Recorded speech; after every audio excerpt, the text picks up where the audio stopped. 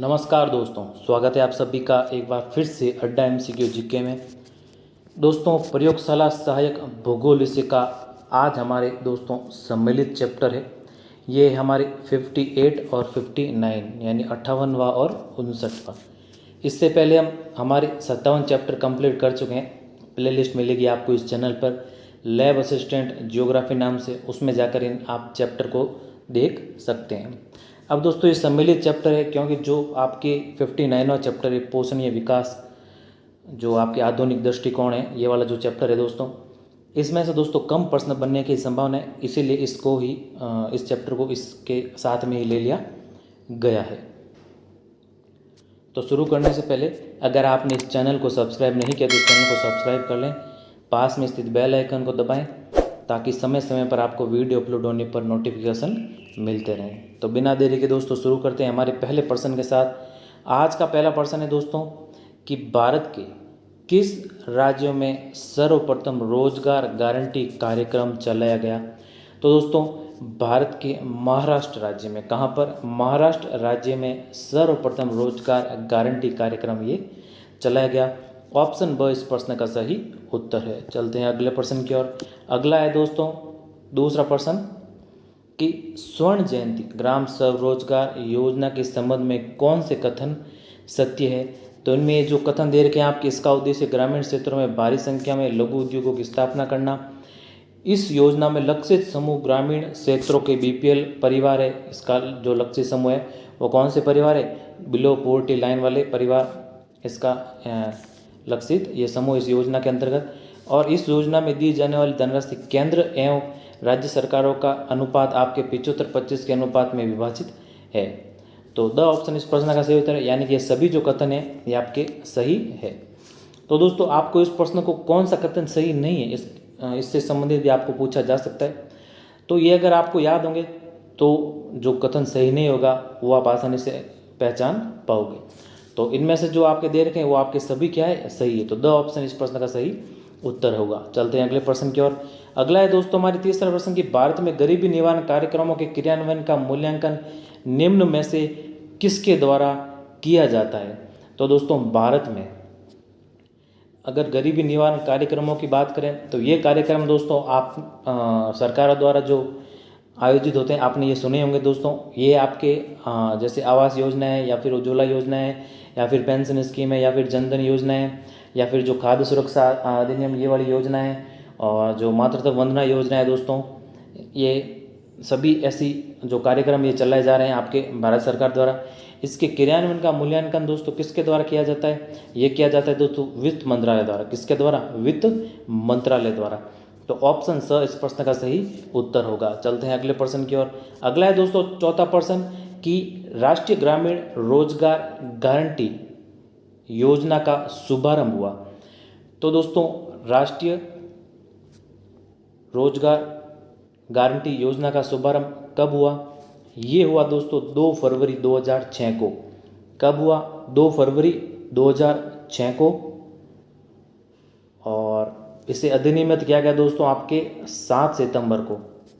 7 सितंबर 2005 को इसको अधिनियमित किया गया। प्रश्न पूछे कि ये जो आपके राष्ट्रीय ग्रामीण रोजगार गारंटी योजना है इसको अधिनियमित कब किया गया, 7 सितंबर 2005 को। और ये आपके शुभारंभ इसका आपके 2 फरवरी 2006 को हुआ। तो अ ऑप्शन है इस प्रश्न का सही उत्तर। अब इसका नाम पहले दोस्तों मनरेगा था क्या, MNREGA, लेकिन 2009 में इसका नाम परिवर्तित कर दिया गया। अब इसको हम नरेगा के नाम से जानते हैं, NREGA के नाम से।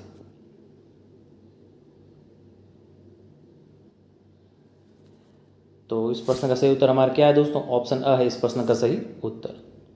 चलते हैं अगले प्रश्न की ओर। अब अगला प्रश्न और पांचवा प्रश्न है दोस्तों कि मनरेगा को अधिसूचना जारी हुई, यानी मनरेगा की अधिसूचना कब जारी हुई, इसकी दोस्तों हम चर्चा कर चुके हैं हमारे पिछले प्रश्न में। तो दोस्तों मनरेगा को अधिसूचित किया गया आपके सितंबर 2005 में। यहाँ पर दोस्तों आपके थोड़ा मिसप्रिंट है, 7 सितंबर, जैसा कि पिछले प्रश्न में बताया 7 सितंबर 2005 2005 को इसको अधिसूचित किया गया। तो ऑप्शन ब इस प्रश्न का सही उत्तर होगा। और दोस्तों पहले इसका नाम मनरेगा था, लेकिन आपके 7 सितंबर 2009 को इसका नाम क्या नरेगा कर दिया गया, नरेगा कर दिया गया। पहले इसका नाम मनरेगा था, लेकिन 2009 में इसको नाम को परिवर्तित किया गया और इसका नाम किया गया आपके नरेगा, और ये अधिसूचित हुआ आपके 7 सितंबर 2005 को। तो ब ऑप्शन इस प्रश्न का सही उत्तर है। चलते हैं अगले प्रश्न की ओर। अब अगला है दोस्तों हमारे छठा प्रश्न की मनरेगा जैसी योजना लागू करने वाला विश्व का प्रथम देश है, तो ये देश हमारे कौन सा है? भारत है। तो ऑप्शन द है इस प्रश्न का सही उत्तर। चलते हैं अगले प्रश्न की ओर।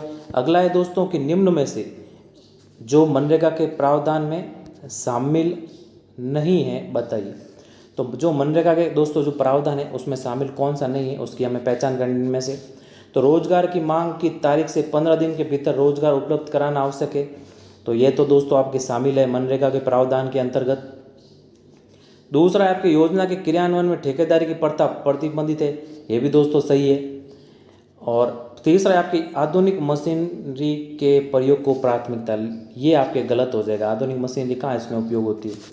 और अगला है आपके कि कार्यरत व्यक्ति की मृत्यु पर मुआवजे का प्रावधान है, तो ये भी आपके सत्य मुआवजे का प्रावधान है। यानी कि अ ब स तो सही है, लेकिन हमें शामिल नहीं है। कौन सा पूछा है? ये तो आपके शामिल है, अ ब और द तो अ ब और द तो शामिल है, लेकिन जो आपके स है ये आपके शामिल नहीं, इसमें आधुनिक मशीनरी का प्रयोग नहीं होता है। तो ऑप्शन स इस प्रश्न का सही उत्तर है। चलते हैं अब अगले प्रश्न की ओर। अगला है हमारे 8 प्रश्न की निम्न को सुमेलित करना है। तो ये जो भी आपकी योजनाएं और जो भी आपके कार्यक्रम है इनसे संबंधित ये हमारे प्रश्न है, तो ये कब कब आए उनके अनुसार सुमेलित करना है। तो ये सभी आपके सुमेलित है। जो आपके एकीकृत ग्रामीण विकास कार्यक्रम ये आपके 1978-1979 में आया, और जिला गरीबी उन्मूलन परियोजना ये आपके जुलाई 2002 में, प्रधानमंत्री आवास योजना ये आपके दोस्तों 25 जून 2015 में, और इसका उद्देश्य क्या है? 2022 तक सबको क्या आवास उपलब्ध करवाना। अगला है कि राष्ट्रीय ग्रामीण स्वास्थ्य मिशन ये आपके मई 2015 में, गंगा कल्याण योजना ये आपके फरवरी 1997 में, और अन्नपूर्णा योजना ये आई दोस्तों आपके 1 अप्रैल 2001 को। ध्यान दीजिएगा यहाँ पे 2001 है, 1 अप्रैल 2001 को ये आई। तो ये सभी सुमेलित है, इनको दोस्तों ध्यान में रखिएगा। चलते हैं अगले प्रश्न की ओर। अब अगला है दोस्तों हमारे 9वां प्रश्न की सामुदायिक विकास कार्यक्रम की शुरुआत कब हुई। तो दोस्तों सामुदायिक विकास कार्यक्रम की शुरुआत आपके 1952 में, और 1952 में भी कब? 2 अक्टूबर 1952 को इसकी शुरुआत हुई। ऑप्शन अ है इस प्रश्न का सही उत्तर। चलते हैं अगले प्रश्न की ओर। अगला है कि ट्राइसेम का पूरा नाम है। अब दोस्तों यहाँ पे ट्राइसेम है TRYSEM। अब दोस्तों ये तो आपकी हिंदी देर की, आप यहाँ पे इंग्लिश में पढ़ें तो ये आपके training for rural youth for self employment, ठीक है ना दोस्तों। इसके फुल फॉर्म क्या है? Training for rural youth for self employment. EM का आपके एम्प्लॉयमेंट है यहाँ पे, training for rural youth for self employment इसकी फुल फॉर्म है। अब इसका हिंदी रूपांतरण ये आपके स्वरोजगार हेतु ग्रामीण युवक प्रशिक्षण, और इसकी शुरुआत हुई थी आपके 15 अगस्त 1979 को इसकी शुरुआत हुई थी। किसकी? ट्राइसेम की। यानी अगर पूछे हिंदी में कि स्वरोजगार हेतु ग्रामीण युवक प्रशिक्षण की शुरुआत कब हुई, ये हुई आपके 15 अगस्त 1979 को। अब इसका उद्देश्य क्या था? सामने दिख रहा है दोस्तों कि ग्रामीण युवकों को स्वरोजगार के लिए क्या करना? प्रशिक्षित करना। तो अ ऑप्शन है हमारे इस प्रश्न का सही उत्तर। और जो अगर ट्राइसेम भी आ जाए तो दोस्तों कंफ्यूज मत होइएगा। Training for rural youth for self employment है इसकी आपके फुल फॉर्म। इसकी शुरुआत ध्यान रखिएगा आपके 15 अगस्त 1979 में। तो अ ऑप्शन इस प्रश्न का हमारे सही उत्तर है। चलते हैं अगले प्रश्न की ओर कि मनरेगा का पूरा नाम है। अब ये भी आपके दोस्तों इम्पोर्टेंट है। तो ये है दोस्तों आपके मनरेगा यानी Mahatma Gandhi national rural employment guarantee act. ये इसकी दोस्तों फुल फॉर्म क्या, Mahatma Gandhi national rural employment guarantee act. ये एक्ट आपके 2005 का एक्ट है। कौन सा है? 2005 का। हिंदी देखें इसकी तो हिंदी आपके दोस्तों महात्मा गांधी राष्ट्रीय ग्रामीण रोजगार गारंटी कार्यक्रम, ये इसके आपके फुल फॉर्म है। तो अ ऑप्शन है इस प्रश्न का सही उत्तर।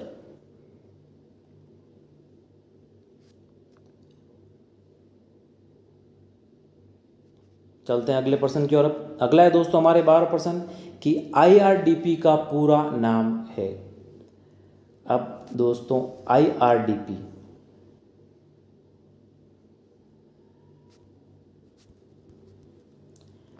इसका पूरा नाम क्या है दोस्तों?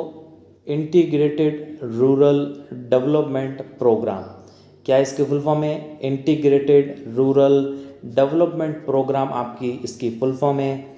और हिंदी में देखें तो हिंदी में इसका पूरा नाम है एकीकृत ग्रामीण विकास कार्यक्रम।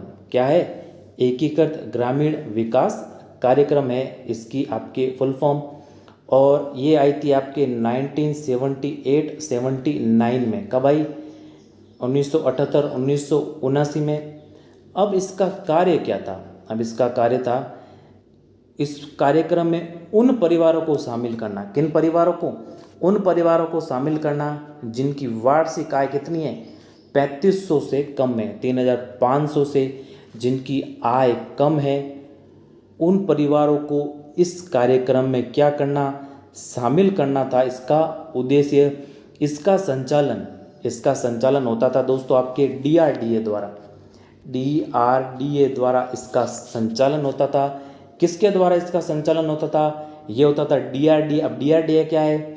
डिस्ट्रिक्ट रूरल डेवलपमेंट एजेंसी, यानी डिस्ट्रिक्ट मतलब जिला, रूरल मतलब आपके ग्रामीण, डेवलपमेंट मतलब विकास, और एजेंसी यानी आपके जिला ग्रामीण विकास एजेंसी द्वारा इसका आपके संचालन होता था।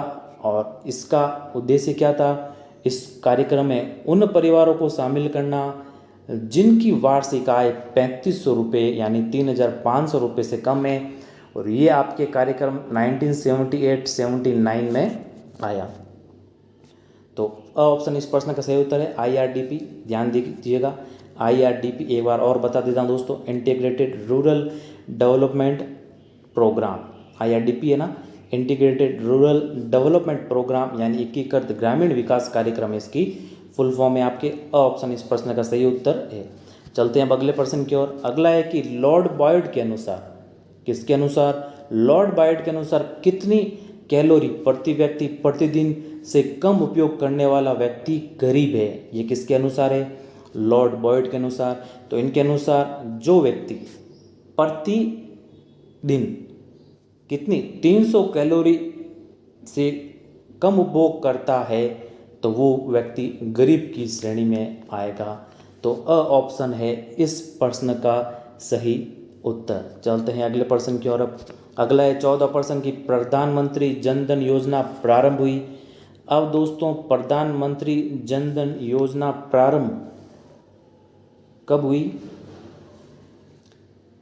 ये प्रारंभ नहीं दोस्तों, यहाँ पर घोषणा होगा। इसकी घोषणा आपके 15 अगस्त को 15 अगस्त 2014 को हो गई थी।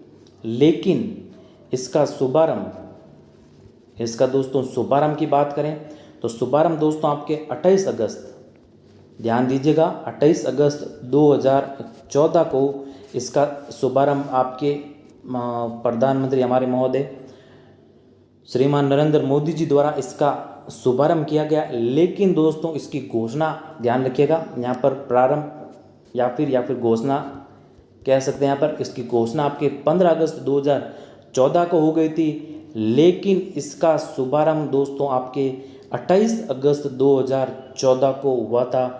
ध्यान में रखिएगा इस प्रश्न को। अ ऑप्शन है इस प्रश्न का सही उत्तर। इम्पोर्टेंट है थोड़ा। अब जो भी योजनाएं थी, पुरानी योजनाएं जो संचालित है, वर्तमान में भी अभी उनमें से आपके प्रश्न आएगा इस टॉपिक में से। तो चलते हैं अब हमारे अगले प्रश्न की ओर। अगला है कि मनरेगा के तहत सामाजिक अंगशिक्षण समिति का चयन कौन करता है? ये करता है दोस्तों आपके ग्राम सभा। कौन करता है? ग्राम सभा। ऑप्शन है इस प्रश्न का सही उत्तर। चलते हैं अगले प्रश्न की ओर। अगला है कि 16% की 7 दिसंबर 2005 को अधिनियम भारत में महात्मा गांधी राष्ट्रीय रोजगार गारंटी अधिनियम मनरेगा प्रत्येक ग्रामीण परिवार को प्रत्येक वर्ष न्यूनतम मजदूरी पर न्यूनतम भुगतने का अधिकार है। यानी दोस्तों रोजगार मांगे जाने पर कितने दिन का रोजगार उपलब्ध करवाया जाता है, इसमें ये प्रश्न पूछा हमने। यानी जो आपके रोजगार गारंटी अधिनियम है यानी मनरेगा के तहत कितने दिन का रोजगार उपलब्ध करवाया जाता है? ये है आपके 100 दिन। कितने दिन दोस्तों? 100 दिन का रोजगार उपलब्ध करवाया जाता है। लेकिन ध्यान दीजिएगा यहाँ पे लेकिन क्यों कहा? राजस्थान सरकार द्वारा हाल ही में बजट की घोषणा हुई थी, उसमें इसको बढ़ाकर 125 दिन कर दिया गया है। यानी कि राजस्थान में अब जो मनरेगा आपके जो रोजगार गारंटी ये अधिनियम है इसके तहत 125 दिन का रोजगार उपलब्ध करवाया जाएगा। लेकिन अगर जो मूल आपकी योजना थी उसमें कितने दिन की घोषणा थी दोस्तों रोजगार उपलब्ध करवाने की? ये थी आपके 100 दिन। लेकिन अभी जो हमारे मुख्यमंत्री राजस्थान के मुख्यमंत्री श्रीमान अशोक गहलोत जी द्वारा घोषणा हुई थी बजट में दोस्तों, आपको जानकारी होगी, इसमें 125 दिन बढ़ा दिया 125 दिन कर दिया गया है। इस रोजगार गारंटी अधिनियम के तहत रोजगार को 125 दिन उपलब्ध करवाया जाएगा वर्ष में। तो अगर राजस्थान की दृष्टि से पूछे तो इसके बारे में ध्यान रखिएगा दोस्तों। अगर पूछे कि राजस्थान में वर्तमान में कितने दिन की घोषणा है आपके मनरेगा जो आपके अधिनियम मनरेगा अधिनियम है जो कार्यक्रम है इसके तहत कितने दिन रोजगार उपलब्ध कराया जाएगा राजस्थान में वर्तमान में, तो ये आपके 125 दिन। अगर मूल योजना के अंतर्गत पूछे तो ये आपका था 100 दिन। तो द ऑप्शन है इस प्रश्न का सही उत्तर। चलते हैं अब हमारे अगले प्रश्न की ओर। अगला है दोस्तों 17वां प्रश्न कि सतत विकास की आवश्यकता का उद्देश्य किस योजना में रखा गया? तो दोस्तों सतत विकास की आपके आवश्यकता का उद्देश्य किस योजना के अंतर्गत रखा गया? ये रखा गया दोस्तों आपके 9वीं पंचवर्षीय योजना के अंतर्गत, और ये आई थी आपकी 1997 से 2002 तक इसका था दोस्तों। इसके मध्य योजना थी 9वीं जो पंचवर्षीय योजना। ध्यान रखिएगा इन सन में से आपको प्रश्न पूछा जा सकता है। अब यहाँ पे यही प्रश्न बन जाएगा दोस्तों आपके, यहाँ पर सन देंगे, अब कहेंगे आपको इनको सम्मिलित कीजिए। तो ध्यान दीजिएगा इन सन को आपको जरूर याद रखना है। पिछले चैप्टर में हम हमारे इसके बारे में चर्चा कर चुके हैं। तो इस प्रश्न की ओर आए हमारे, तो क्या 9वीं पंचवर्षीय योजना के तहत आपके सतत विकास की आवश्यकता का उद्देश्य रखा गया आपके किसके अंतर्गत? 9वीं पंचवर्षीय योजना के अंतर्गत। ये आपके 1997 से 2002 के मध्य। और दोस्तों इसके अंतर्गत एक कार्यक्रम था आपके SGSY यानी स्वर्ण जयंती ग्राम स्वरोजगार योजना। इसके तहत आपकी जो 9वीं पंचवर्षीय योजना थी इसके तहत एक कार्यक्रम आया SGSY जिसे कहा, यह था आपके स्वर्ण जयंती ग्राम स्वरोजगार योजना। ध्यान दीजिएगा क्योंकि इसके तहत आपके सतत विकास होगा क्योंकि उपलब्ध करवाया जाएगा आपके रोजगार। तो आपके ऑप्शन है इस प्रश्न का सही उत्तर। अगर प्रश्न भी पूछे कि स्वर्ण जयंती ग्राम स्वरोजगार योजना किस पंचवर्षीय योजना के अंतर्गत कार्यक्रम आया था? यह आया था दोस्तों आपके 9वीं पंचवर्षीय योजना के अंतर्गत। और सतत विकास के बारे में पूछे तो यही आपका ऑप्शन इस प्रश्न का सही उत्तर है। चलते हैं अब हमारे अगले प्रश्न की ओर। अगला है दोस्तों 18वां प्रश्न की प्रादेशिक असमानता का कारण है। तो यहाँ पर प्रादेशिक असमानता, सबसे पहले तो प्रश्न बनता है कि प्रादेशिक असमानता है क्या? अब इसका अर्थ है दोस्तों कि विभिन्न राज्यों में पाई जाने वाली प्रति व्यक्ति आय की असमानता। अब आप देखते हैं कि जैसे दोस्तों राज्य, इसके पड़ोसी राज्य आपके मध्य प्रदेश है या फिर यूपी है या फिर दोस्तों हरियाणा है, इसमें से यहाँ पे दोस्तों हर राज्य में अलग अलग प्रति व्यक्ति आय पाई जाती है। इसी कारण दोस्तों जैसे मध्य प्रदेश के जो भी दोस्तों लोग होंगे वो मजदूरी के लिए राजस्थान की ओर गमन करेंगे, या यूपी के लोग होंगे वो राजस्थान की ओर गमन करेंगे, या फिर राजस्थान के लोग होंगे वो और किसी और राज्य की ओर गमन करेंगे। क्यों? इसका कारण क्या है? क्योंकि हर प्रदेश में क्या है, प्रति व्यक्ति आय क्या है, अलग अलग है। तो इसका कारण क्या है? इसके कारण है दोस्तों आपके प्राकृतिक संसाधनों की असमान वितरण है, एक तो यही कारण है, और जनसंख्या घनत्व में अंतर है हर जगह अलग अलग, और मुख्यतः आपके जो कारण है सरकारी नीति, यानी ये सभी है इनके प्रादेशिक असमानता के कारण। तो द ऑप्शन आपके इस प्रश्न का सही उत्तर। अब प्रादेशिक असमानता क्या है ये आपको समझ में आया होगा, एक बार और बता देता हूँ। इनमें दोस्तों इसका अर्थ है कि विभिन्न राज्यों में पाए जाने वाले प्रति व्यक्ति आय की असमानता ही आपकी क्या है, प्रादेशिक असमानता। द ऑप्शन इस प्रश्न का सही उत्तर है, मुख्यतः आपका ये कारण है। चलते अब हमारे अगले प्रश्न की ओर। अगला है कि इंदिरा गांधी नहर कमान क्षेत्र में सतत पोषणीय विकास के लिए निम्न इनमें से कौन सी सबसे महत्वपूर्ण कारक है? तो यह दोस्तों कृषि के लिए आपके सबसे महत्वपूर्ण है इंदिरा गांधी नहर। तो अ ऑप्शन इस प्रश्न का सही उत्तर, यानी कृषि विकास के लिए सबसे महत्वपूर्ण है। तो अ ऑप्शन इस प्रश्न का दोस्तों सही उत्तर होगा। चलते हैं अगले प्रश्न की ओर। अगला है 20 प्रश्न की केंद्र सरकार द्वारा चली गई हरियाली प्रोजेक्ट संबंधित है।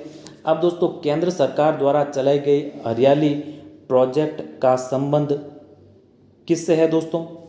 यह है आपके जल प्रबंधन से। किससे है? जल प्रबंधन से। तो ब ऑप्शन इस प्रश्न का सही उत्तर है। और इसकी बात करें तो ये आपके दोस्तों हरियाली प्रोजेक्ट आया था आपके 27 जनवरी को। कब? 27 जनवरी 2003 को। अब ये डेट है तो दोस्तों आपको याद करनी ही पड़ेगी। इन डेटों में से आपके प्रश्न आने की संभावना है। तो पूछा जा सकता है कि हरियाली प्रोजेक्ट कब आया था? यह आया था आपके 27 जनवरी 2003 को। तत्कालीन पीएम थे उस समय के आपके अटल बिहारी वाजपेयी। कौन थे? अटल बिहारी वाजपेयी।